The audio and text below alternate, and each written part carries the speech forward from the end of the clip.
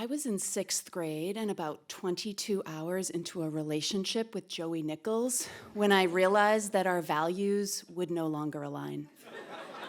Joey was this tall, sort of goofy, loud kid who everybody loved, and he was so kind to everybody. And I was shy and anxious, and I really wanted to fit in and mostly wanted to be a good girl.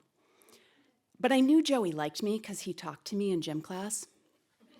He was like, "Hey, Teresa, what's up?" And I was like, "Nothing." So things were in motion. And he sent word to his friends, who sent word to my friends, who sent word to me that he wanted to go out with me. My friends pressed me. They were like, "Do you like him or do you like him?" And I was like, "I think I might like him." So we sent word back. And the next thing I knew, he's in front of me in the hallway, and my girlfriends are in this like semicircle behind me. And he's like, "Teresa, will you go out with me?" And I was like, "Okay." It was exhilarating. I was somebody's girlfriend. And that exhilaration lasted for 1.7 seconds, because exactly after that, I felt an intense urge to dry heave because I was somebody's girlfriend. And did I have to talk to him? So the duration of this relationship, I waffled between exhilaration and nausea, which brings me to the 22nd and final hour of this partnership. And I was in sweet Miss Kaposhkin's art class, and she is at the chalkboard, yes, chalk, and she was teaching a room full of 6th graders about perspective line drawing, and I'm on one side of the room, and Joey's on the other side of the room, and my eyes are on the board.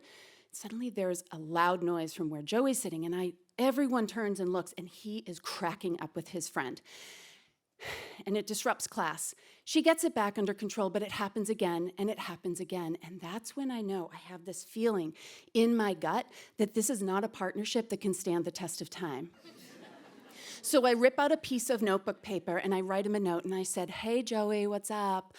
I'm sorry, but we need to break up." And I fold it up, and I send it across the room. And he unfolds it, and he looks over at me with the saddest eyes. And he writes back, and when it reaches me, I read it, and it says 2 words, and he says, "But why?" So I write him back, super honest, and I said, "Because you fool around too much in class." Fold it back up, send it, he reads it, he writes back, and he says, "I'm sorry, I can change. ... for you." And this wave of knowledge runs through my body, and I know so clearly what I need to communicate to him, and I write, "Joey, no," in all caps with like 7 exclamation points, and then I write, "Never change for anyone," and I underline that like 3 times, and I said, "You just be you," and I send it back across the room, and he reads it, and he looks up, and he gives me this gentle smile, and I smile back. And to this day, it is the cleanest, most mature breakup I have ever had. Shortly after college ended, I began dating a friend of mine, and our chemistry was electric. We had so much fun together, and he was super cute. And I just started to think, this could be the one. And I became so focused on that I started to ignore gut checks that I was getting. Like, I ignored the way he gave me the silent treatment after a minor disagreement, and I definitely ignored the way he spoke to his own mother. And we kept dating, and 3 years went by. And by that time, he was possessive and jealous and emotionally abusive. And I lost contact with that little girl from 6th grade, and I was weary.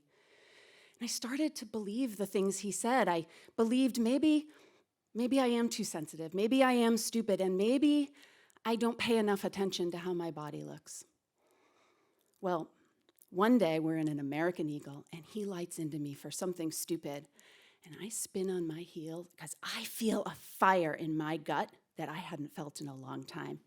And I looked at him and I said, "Nobody talks to Teresa Concannon that way." I'd like to say I broke up with him on the spot, but it took another 2 months. But over the course of those 2 months, I became reacquainted with that little girl and her deep body wisdom, and I left him, but I kept her with me. Thank you.